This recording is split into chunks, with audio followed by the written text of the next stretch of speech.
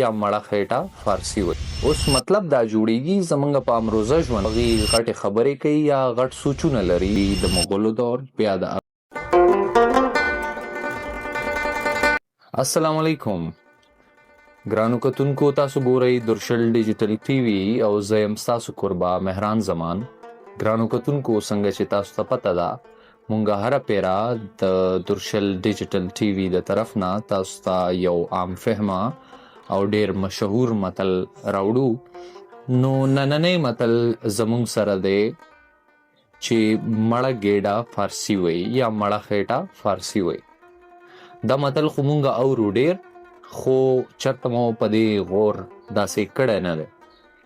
که په دې باندې مونږ غور وکړو نو مونږ به ځو تاریخ طرف ته، او په تاریخ کې مونږ سره راځي د مغولو دور، بیا د هغې نه پهله د فارسیوانو دور.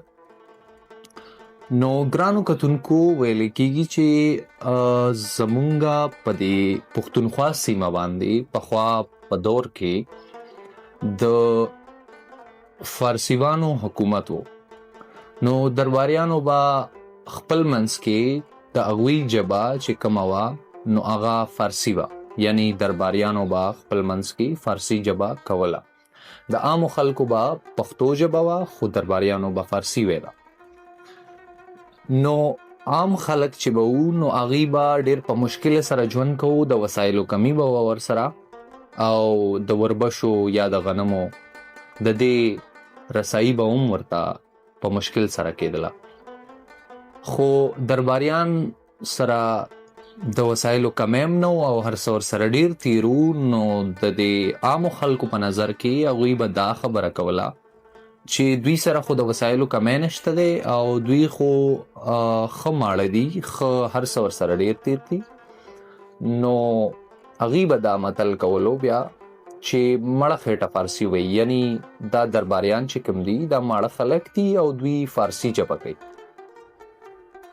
پس د هغې نه دا متل را مشهور شو چې مړه خېټه فارسي وي. نو د دې اوس مطلب دا جوړیږي زمونږ په امروزه ژوند کې چې کله هم مونږ داسې خلک وینو چې مالی حالت نه ډېر ښه وي یا وسایل ورسره پوره وي او هغې غټې خبرې کوي یا غټ سوچونه لري. نو عام خلک دا وایي اکثر لا چې خیر دی هغې کولی شي، ځکه چې هغې سره د وسایلو کمی نشته دی او مال حال ورسره ډېر تیر دی. نو لہذا مړه خېټه فارسي وی، یعنی هغې کولی شي. ګرانو کتونکو، دغه شانتې د یو بل عام فهمه او مشهور متل سره به مونږ تاسو ته راځو په نوې کست کې. اوس ورکوئ خپل کوربه مهران زمان له اجازت. د الله په امان.